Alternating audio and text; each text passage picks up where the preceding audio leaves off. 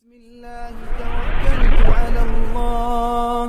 Bismillah i'tasamtu billah. Assalamualaikum warahmatullahi wabarakatuh. Teman-teman sekalian, bagaimana kabar kalian hari ini? Saya doakan semoga senantiasa dalam lindungan Allah Subhanahu wa taala. Alhamdulillah, kali ini kita akan melanjutkan review film Sultan Abdul Hamid Han. Dan hari ini kita sudah sampai di episode ketiga dari season pertama. Kemarin kita sudah membahas episode pertama dan episode kedua. Maka bagi yang baru bergabung, silahkan tonton episode sebelumnya. Dan saya sudah sediakan linknya di deskripsi. Lanjut, di layar awal kita diperlihatkan sebuah cuplikan kemarin. Mungkin ada beberapa pertanyaan di benak kita, yaitu yang pertama, apakah nanti Mahmud Pasha akan ketahuan ketika ia akan mengikuti Hiram yang baru saja keluar dari penjara? Padahal itu adalah rekayasa atau sebuah pancingan dari Sultan Abdul Hamid Han. Dan yang kedua, apakah Kongres Yahudi itu akan terjadi dan benar-benar terjadi? Dan yang ketiga, apakah ayah Theodor Herzl itu akan mengungkapkan atau membocorkan kebusukan Theodor Herzl kepada Immanuel atau tidak? Insya Allah kita akan menemukan jawabannya di episode ketiga. Lanjut. Di episode kali ini, film diawali sebuah penampakan persiapan makan malam yang sebelumnya telah dipersiapkan oleh Sultan Abdul Hamid Han. Tentu tepatnya di pukul jam 8 malam. Kemudian Sultan pun menyuruh kepada koki untuk menggunakan pisau koleksi pribadi Sultan. Lalu kemudian koki tersebut mengatakan bahwasanya salah satu koleksi pisau Sultan Abdul Hamid Han hilang entah kemana. Dan Sultan pun mengetahuinya. Tepatnya kalau kita ingat, kemarin itu diambil dan digunakan Mahmud Pasha untuk membunuh salah satu koki wanita yang ketika Mahmud Pasha akan kabur dari dapur istana. Kemudian scene berpindah di kediaman Mahmud Pasha. Terlihat Mahmud Pasha sedang bersama anaknya yaitu Sabhatin Effendi sedang berbincang-bincang. Lalu Sabhatin Effendi bertanya kepada Mahmud Pasha, bagaimana kita akan mengeluarkan Hiram dari Istanbul ini wahai ayah? Karena pintu keluar masuk Istanbul ini sedang dijaga ketat oleh Sultan Abdul Hamid Han. Lalu dengan mudah Mahmud Pasha mengatakan, tenang saja nak, kita akan mengeluarkan Hiram dari Istanbul dengan sebuah peti yang digunakan oleh Sultan Abdul Hamid Han tahun lalu. Kemudian scene berpindah ke istana. Terlihat Sultan Abdul Hamid Han sedang berada di ruangan kayu bersama dengan Tahsin Pasha. Dan kemudian Jalal terlihat mendapatkan sebuah miniatur kereta api yang dibuat oleh tangan sendiri dari Sultan Abdul Hamid Han yang untuk dikirimkan kepada Raja William, yaitu raja dari negara Jerman, sebagai bentuk kerjasama dalam pembangunan rel kereta api tersebut.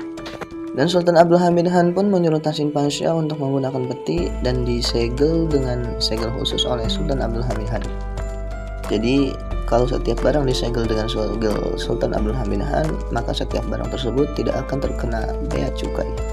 Lalu scene berpindah di kediaman Immanuel Karaso yang merupakan lawan politik dari Theodor Herzl.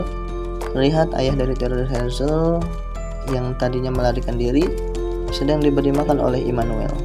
Dan ayahnya menceritakan bahwasanya yang memiliki tentang berdirinya negara Israel Yahudi itu adalah dirinya. Dulu ketika dia menulis di sebuah kertas, di beberapa kertas kemudian belum dibukukan.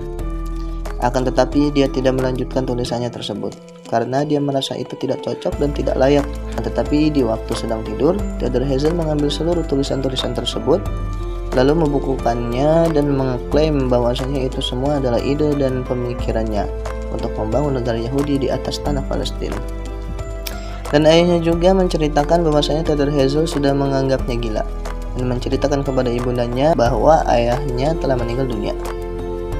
Lalu scene berpindah ke istana. Terlihat Sultan Abdul Hamid Han sedang menanti seluruh pasha di balik dinding dan di lubang kecil.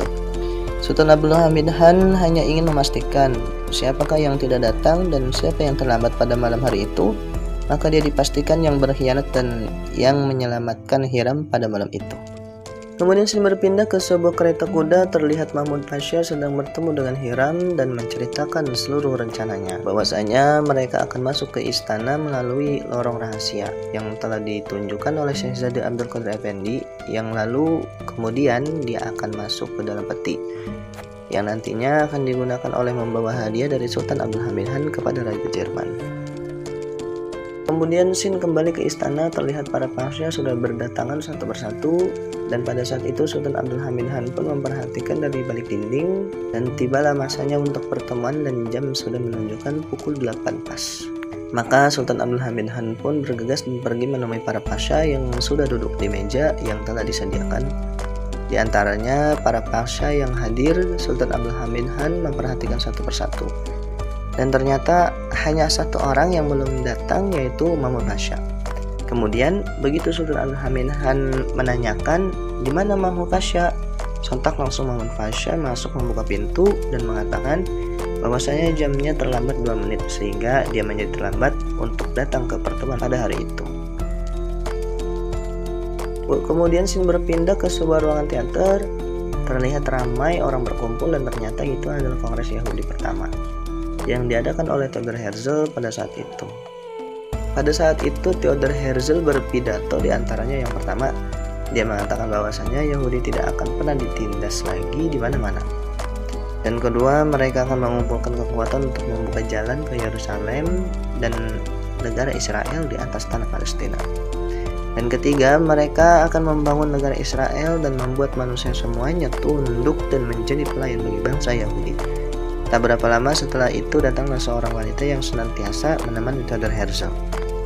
Kemudian dia mengatakan di mana bendera Yahudi, bagaimana bentuknya bendera Yahudi. Lalu kemudian dia memberikan kain dan Theodor Herzl menggambarkan bendera Yahudi dengan bintang Daud di tengahnya, lalu di atasnya ada garis dan di bawahnya pun ada garis menandakan Sungai Efrat dan Sungai Nil.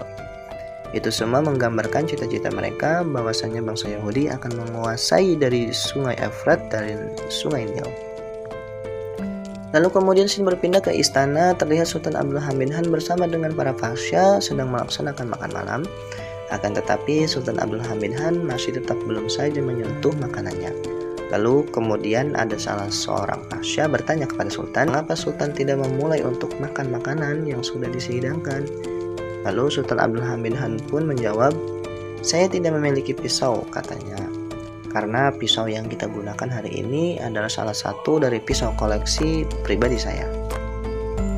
Akan tetapi beberapa waktu yang lalu pisau yang nomor 8 dari pisau-pisau ini telah hilang, dan aku yakin bahwasanya yang menggunakan pisau itu adalah orang yang membunuh pelayan. Pada saat itu ada nama pelayan yang disebut yang dibunuh Mahmud Pasha, dan Mahmud Pasha yang menukar peta tersebut. Lalu sontak Mahmud Pasha langsung pucat dan gemetar, dan dia meminta izin kepada Sultan untuk pergi ke toilet sebentar. Di dalam perjalanannya menuju toilet, Mahmud Pasha bertemu dengan Syekh Abdul Qadir Effendi. Ternyata Syekh Abdul Qadir Effendi ingin melaporkan segalanya kepada Sultan Abdul Hamid Han, bahwasanya mereka pernah masuk melalui lorong rahasia. Kemudian pada malam hari itu Mahmud Pasha ajak masuk ke kamarnya dan terjadi penukaran dan tertukarnya peta pada malam hari itu. Namun Mahmud Pasha dengan kelicikannya mampu menahan Syekh Abdul Qadir Effendi. Ia mengancam kepada Syekh bahwasanya kalau seandainya Syekh Abdul Qadir Effendi melaporkan kepada Sultan, maka yang tersesat adalah namanya sendiri, yaitu nama Syekh Abdul Qadir Effendi. Karena pada saat itu Mahmud Pasha telah memasukkan pisau yang telah digunakan untuk membunuh ke dalam berangkas pribadi milik Syekh Abdul Qadir Effendi, dan sekarang kuncinya berada di tangan Mahmud Pasha. Kemudian dengan rasa panik, Syekh Abdul Qadir Effendi pun bertanya kepada Mahmud Pasha, apa yang kau inginkan dariku? Kemudian Mahmud Pasha mengatakan, aku menginginkan pamanmu, yaitu Mehmed Pasha. Dalam artian Mahmud Pasha menginginkan Mehmed Pasha dari Syekh Abdul Qadir Effendi untuk menyebutkan nama pamannya, yaitu Mehmed Pasha, sebagai pengkhianat. Kemudian Sin pun berpindah, terlihat Sultan Abdul Hamid Han bersama para pasha sedang menyeruput kopi. Kemudian Sultan Abdul Hamid Han bertanya kepada Tasin Pasha, bagaimana perkembangan soal donasi untuk pembangunan rel kereta. Lalu Tasin Pasha mengatakan bahwasanya umat Islam sangat antusias dalam membantu pembangunan rel kereta api ini. Bahkan para pegawai menyisihkan gaji mereka untuk menyumbangkan berdonasi di pembangunan rel kereta api tersebut. Lalu kemudian Sultan Abdul Hamid Han bertanya kepada Mahmud Pasha, berapa uang donasi yang sudah terkumpul Mahmud Pasha? Mahmud Pasha menjawab, sudah hampir 200.000 keping. Dan Muhammad Pasha mengatakan, bagaimana kalau saya yang memegang dan mengelola uang ini agar supaya diinvestasikan dan bisa menjadi lebih banyak. Namun Sultan pada saat itu mengatakan, tunggu dulu sampai uangnya mencapai 200.000 keping emas. Kemudian scene berpindah ke dermaga. Terlihat Umar, pemuda yang menyelamatkan Sultan Abdul Hamid Han bersama dengan temannya mendapatkan pekerjaan, yaitu memeriksa setiap barang yang masuk dan keluar ke Istanbul. Maka pada saat itu mereka melihat ada sebuah peti dan mereka ingin memeriksanya, akan tetapi mereka tidak bisa membukanya karena sudah ada segel Sultan Abdul Hamid Han di dalamnya. Akhirnya peti yang berisi hadiah Sultan Abdul Hamid Han untuk Raja Jerman pada saat itu dipersilakan untuk dinaikkan ke atas kapal. Maka dinaikkanlah menggunakan katrol. Tiba-tiba ketika dinaikkan, peti tersebut pun terjatuh lalu pecah. Dan terlihatlah ternyata di dalamnya ada Hiram, si pembunuh Sultan Abdul Hamid Han, sedang bersembunyi. Lalu dengan sigap Hiram pun mengeluarkan senjatanya dan menembaki Umar dan temannya pada saat itu. Kemudian scene berpindah ke acara Kongres Yahudi pertama. Terlihat acara Kongres Yahudi telah selesai. Akhir setelah selesai berpidato dan tibalah saat berfoto, dan maka mereka pun berfoto. Selesai berfoto, Theodor Herzl mengatakan kepada fotografernya bahwasanya nanti hasil dari foto tersebut akan diberikan hanya kepadanya. Kemudian fotografer mengatakan, baik, nanti saya akan memberikan kepadamu dan tidak akan memberikan kepada siapapun. Kemudian scene berpindah ke istana. Terlihat di ruang kayu ada Sultan Abdul Hamid Han. Kemudian ada Umar, ada Jalal, dan Odoy, Aples, ada Qasim Pasha pada saat itu. Umar menceritakan apa yang dia saksikan di dermaga. Mendengar hal itu, sontak Sultan Abdul Hamid Han pun marah dan mengatakan dia akan mencari siapa pelakunya. Kemudian Qasim Pasha mengatakan bahwasanya yang menggunakan stempel selain dirinya adalah pertama Ihsan Pasha, kedua Mehmed Pasha, dan ketiga Mahmud Pasha. Sultan pun mulai curiga kepada mereka bertiga dan memerintahkan kepada Jalal untuk menggeledah seluruh rumah untuk mencari Hiram, termasuk rumah Pasha-Pasha. Sementara itu terlihat Mahmud Pasha baru sampai di rumahnya. Kemudian dia masuk ke kamarnya dan bertemu Sabahattin Effendi. Lalu dia bercerita kepada anaknya, yaitu Sabahattin Effendi, tentang apa yang terjadi di hari itu. Bahwasanya Syahzada Abdul Qadir Effendi ingin melaporkan kepada Sultan Abdul Hamid Han. Lantas Mahmud Pasha meminta kepada Sabahattin Effendi karena dia teman dekatnya Syahzada Abdul Qadir Effendi. Jadi Sabahattin Effendi disuruh untuk mempengaruhi Syahzada Abdul Qadir Effendi agar supaya dia mengatakan kepada Sultan bahwasanya pengkhianat yang membunuh wanita itu dan penukar petanya adalah pamannya sendiri, yaitu Mehmed Pasha. Lalu kemudian Sabahattin Effendi mengatakan kepada Mahmud Pasha bahwasanya mereka kedatangan seorang tamu. Lalu kemudian mereka pun pergi menemui tamu tersebut yang sedang berada di tempat penyimpanan makan. Mahmud Pasha pun heran, ternyata tamunya adalah Hiram, si pembunuh Sultan Abdul Hamid Han. Mahmud Pasha mengatakan seharusnya kau sudah pergi dari Istanbul, tetapi Hiram mengatakan semua rencananya gagal karena seorang pemuda yang kemarin menyelamatkan Sultan Abdul Hamid Han.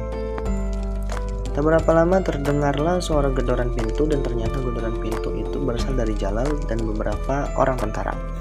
Mereka ingin memeriksa rumah Mahmud Pasha, akan tetapi dengan kelicikan Mahmud Pasha dia mengeraskan suaranya bahwasanya rumahnya akan diperiksa.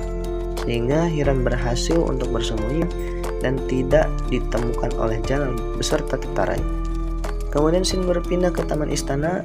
Terlihat Sultan Abdul Hamid Han sedang duduk dan ngopi bersama Bidar Sultan, yaitu istri Sultan Abdul Hamid Han, dan bersama Senhiha Sultan, yaitu adik kandungnya sendiri.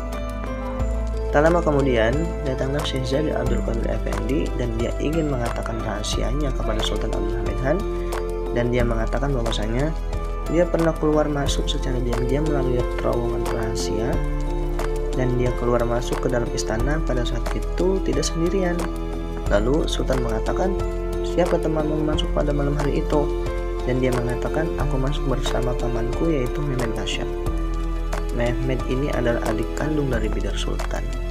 Mendengarkan hal itu, sontak Sultan Abdul Hamid Han pun langsung marah dan memerintahkan kepada prajurit untuk menangkap Mehmed Pasha karena sudah terbukti bahwasanya dia adalah pengkhianat yang membunuh koki wanita pada malam hari itu dan menukar peta tersebut. Lalu scene berpindah ke kantor kedutaan Jerman. Terlihat di situ ada Mehmet Pasha. Mehmet Pasha sebelumnya mendapatkan surat untuk datang ke kantor legasi Jerman dari orang yang tidak dikenal. Kemudian makanya Mehmet Pasha berada di kantor tersebut. Dan ternyata surat tersebut berasal dari Mahmud Pasha sebagai jebakan untuk Mehmet Pasha. Setelah sekian lama menunggu seseorang yang dinantikan, Mehmet Pasha tak kunjung datang. Akhirnya Mehmet Pasha memutuskan untuk pergi dari legasi Jerman, dari kantor kedutaan Jerman. Akan tetapi datanglah kabar dari salah seorang pegawai di kantor kedutaan Jerman bahwasanya Mehmet Pasha tidak bisa pergi kemana-mana karena Sultan Abdul Hamid Han telah mengirim pasukan khusus untuk mencarinya dan menangkapnya atas tuduhan pengkhianat terhadap negara. Lalu kemudian kepala kedutaan Jerman menawarkan kepada Mehmet Pasha untuk menulis surat permohonan perlindungan di kedutaan Jerman agar supaya kebal hukum dan tidak ditangkap oleh pasukan Sultan Abdul Hamid Han. Dan ini semua telah dirancang dan sudah disetting oleh Mahmud Pasha agar supaya terlihat bahwa Mehmet Pasha itu benar-benar pengkhianat karena dia meminta perlindungan kepada orang kafir atau kepada kedutaan Jerman. Karena tidak ada pilihan lain, maka mempersiapkan menulis surat untuk meminta permohonan kepada kedutaan Jerman pada saat itu. Lalu kemudian scene berpindah, terlihat Theodor Herzl bersama dengan wanita, dan wanita tersebut mengatakan kepada Theodor Herzl bahwasanya uang yang terkumpul dalam Kongres Yahudi pertama tersebut adalah 57.000 keping emas. Ini adalah bantuan dari kaum Yahudi untuk mendirikan negara Israel di tanah Palestina. Kemudian Theodor Herzl mengatakan dengan uang ini dia akan membangun sebuah bank. Lalu ujar wanita tersebut mengatakan tidak mungkin cukup, akan tetapi Theodor Herzl mengatakan dia akan membangun bank menggunakan uang umat Islam yang sudah terkumpul untuk pembangunan kereta, yaitu sedang berada di tangan Mahmud Pasha. Lalu rencananya setelah dia membangun bank, kemudian dia akan menghadap Sultan Abdul Hamid Han dan dia bisa mengatakan bahwa dia bisa membantu proyek pembangunan kereta tersebut dengan uang mereka. Padahal uang itu adalah milik negara yang sudah terkumpul dari kaum muslimin. Semuanya dalam artian dia akan menipu Sultan Abdul Hamid Han dengan mengatakan dia akan membangun sultan dengan uangnya, padahal itu adalah uang negara. Lalu kemudian Theodor Herzl meminta Zahra, yaitu wanita tersebut, untuk pergi ke Istanbul untuk menemani Mahmud Pasha dan melaksanakan sebuah rencana terhadap Sultan Abdul Hamid Han. Lalu kemudian saya berpindah ke istana, terlihat Bidar Sultan, istri dari Sultan Abdul Hamid Han, menghadap kepada Sultan Abdul Hamid Han dengan rasa malu. Dia mengatakan bahwasanya dia tidak percaya bahwa adiknya Mehmet Pasha telah berkhianat. Akan tetapi tak lama datanglah Tahsin Pasha membawa kabar bahwasanya Mehmet Pasha telah meminta perlindungan kepada kedutaan besar Jerman. Kemudian Sultan Abdul Hamid Han mengatakan kepada Bidar Sultan, apakah kau belum yakin dengan pengkhianatan adikmu? Dan sekarang kau melihat dan mendengarkan bahwasanya adikmu telah meminta perlindungan kepada negara asing. Sampailah berita itu ke Sabahattin Effendi, lalu Sabahattin Effendi pun menyampaikan kepada ayahnya, yaitu Mahmud Pasha, bahwasanya Syahzada Abdul Qadir Effendi telah menceritakan kebohongan kepada Sultan Abdul Hamid, bahwasanya yang telah berkhianat adalah Mehmet Pasha, tapi bukan Mahmud Pasha. Dan kemudian dia menceritakan bahwasanya Mehmet Pasha telah meminta permohonan perlindungan ke kedutaan Jerman. Sontak langsung mendengar itu, Mahmud Pasha pun merasa senang dan merasa bahwasanya rencananya telah berjalan dengan mulus. Lalu kemudian dia mengatakan kepada Hiram, saatnya engkau beraksi. Kau sekarang pergi ke legasi Jerman supaya nanti Sultan Abdul Hamid Han juga mengira bahwasanya kau bekerja sama dengan Mehmet Pasha untuk melakukan rencana pembunuhan. Jadi sekarang Mehmet Pasha mendapatkan 3 tuduhan. Pertama adalah pembunuhan seorang si pelayan, yang kedua adalah menukar peta, dan yang ketiga Mahmud Pasha ingin men-setting agar supaya Mehmet Pasha dituduh sebagai pembuat rencana pembunuhan terhadap Sultan Abdul Hamid Han. Lalu kemudian scene berpindah ke istana, terlihat di ruangan kayu ada Sultan Abdul Hamid Han bersama dengan Tahsin Pasha. Pada saat itu Tahsin Pasha menginformasikan kepada Sultan Abdul Hamid Han bahwasanya mata-mata mereka melihat Hiram masuk ke kantor kedutaan besar Jerman. Lalu Sultan Abdul Hamid Han memerintahkan kepada Tahsin Pasha untuk segera memanggil kepala kedutaan besar Jerman untuk datang dan menghadap ke Sultan Abdul Hamid Han. Kemudian scene berpindah ke ruangan utama istana, terlihat Tahsin Pasha bertanya kepada Sultan Abdul Hamid Han, apakah mungkin kedutaan besar Jerman akan menyerahkan Mehmet Pasha begitu saja, sedangkan Mehmet Pasha sudah memohon perlindungan kepada mereka. Lalu dengan santai Sultan mengatakan mereka akan memohon untuk memberikan Mehmed Pasha kepada kita nantinya. Tasin Pasha sama sekali tidak mengerti apa yang direncanakan oleh Sultan Abdul Hamid Han. Akan tetapi pada saat itu Tasin Pasha hanya mengatakan, "Saya tidak mempertanyakan kecerdasan Anda, wahai Sultanku." Lalu Sultan Abdul Hamid Han memerintahkan kepada Tasin Pasha untuk mengundang Mahmud Pasha ke sebuah rumah. Kemudian scene berpindah ke rumah Mahmud Pasha. Terlihat Tasin Pasha sedang menjemput Mahmud Pasha untuk pergi ke sebuah rumah. Terlihat Mahmud Pasha sangat gugup.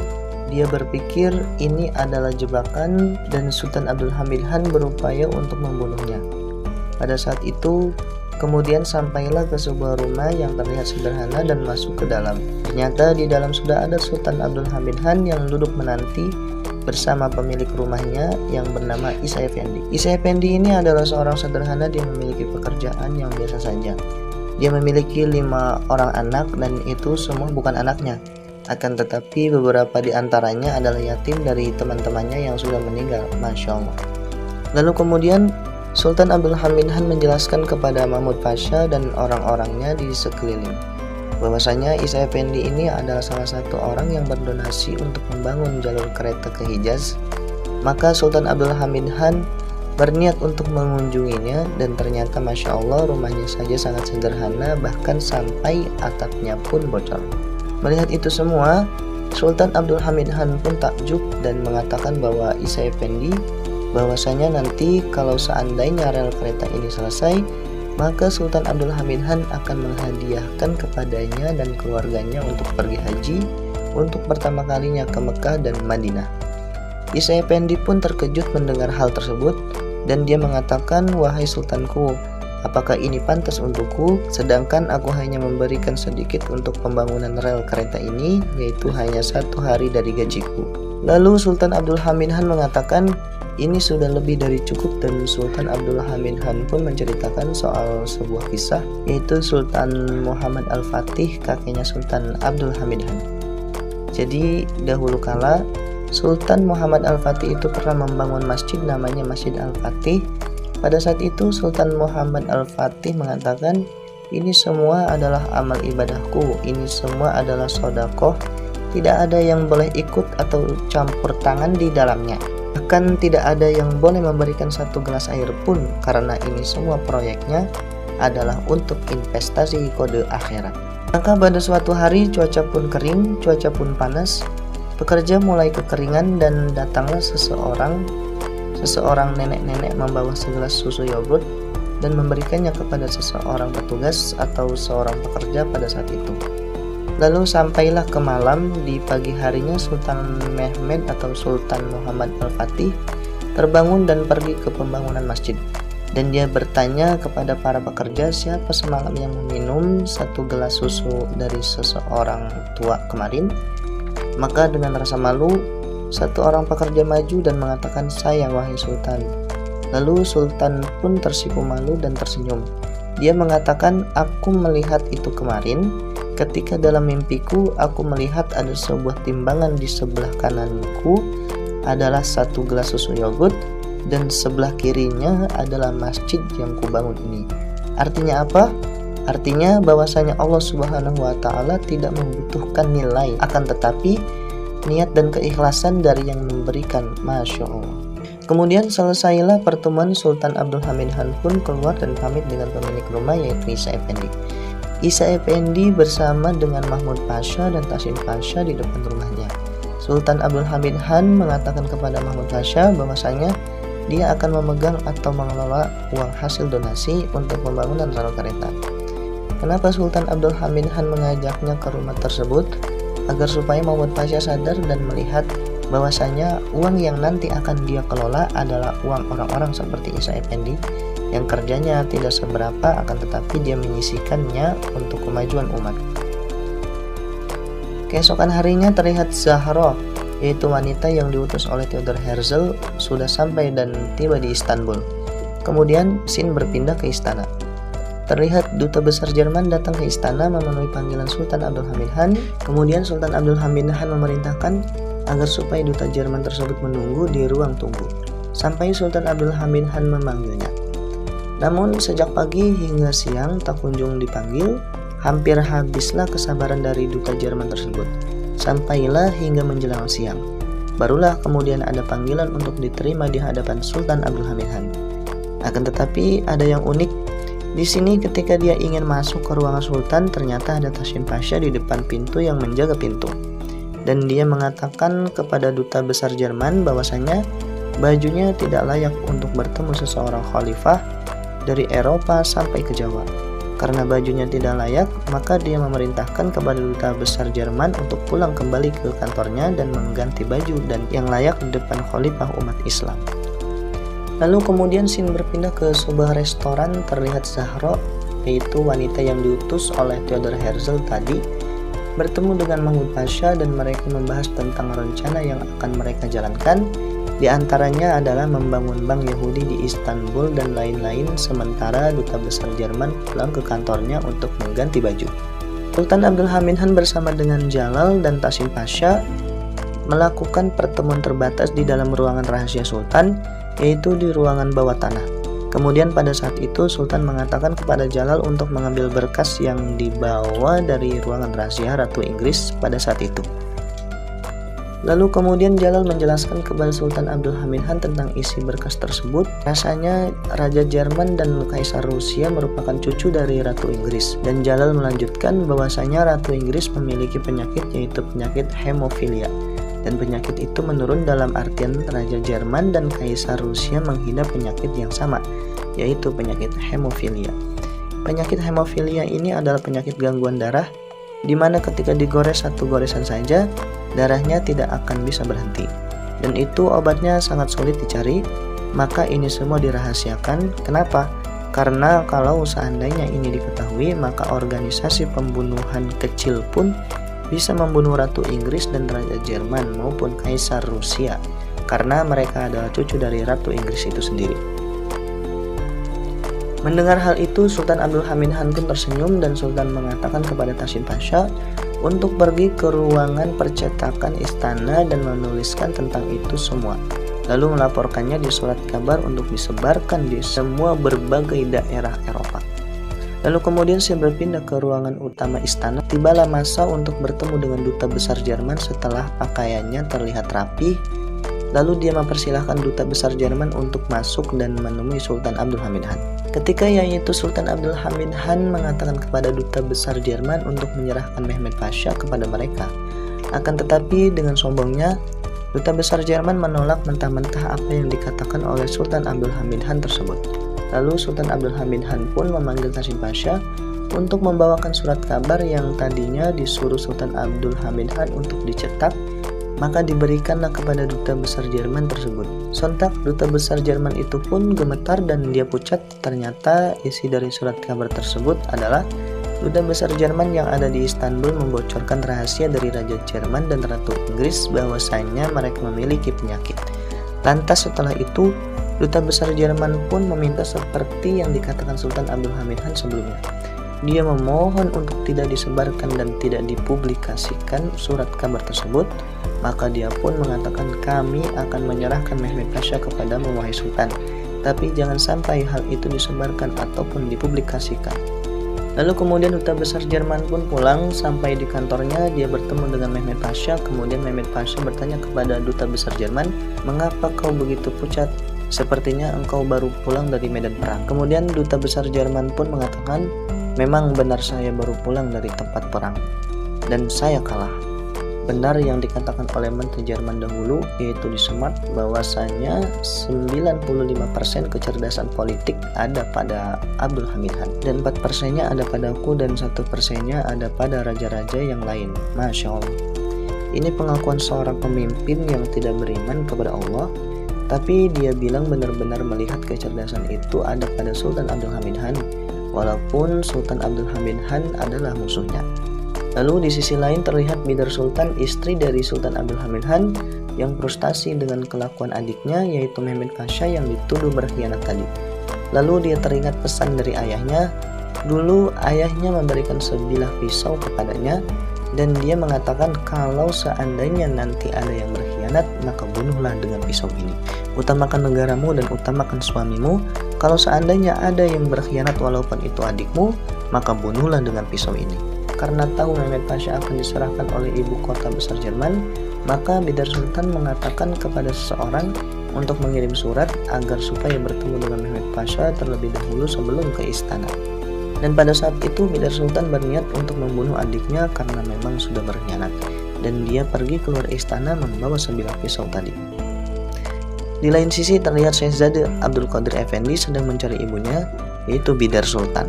Dan dia bertanya kepada seluruh pelayan, dan pelayan mengatakan bahwasanya Bidar Sultan keluar dan membawa pisau. Lalu dia pun bergegas pergi keluar istana untuk mengejar ibunya agar jangan sampai ibunya membunuh pamannya sendiri. Lalu kemudian scene berpindah ke ruangan kayu. Terlihat Sultan Abdul Hamid Han ingin melakukan rutinitasnya, yaitu mengerjakan sesuatu di ruangan kayu, dan terlihat seorang wanita yang bernama Asin. Asin ini adalah wanita yang ditabrak kereta kuda Sultan Abdul Hamid Han ketika ada upaya pembunuhan pada Sultan Abdul Hamid Han itu. Maka dia kehilangan ingatan dan dia dibawa ke istana dan untuk dirawat.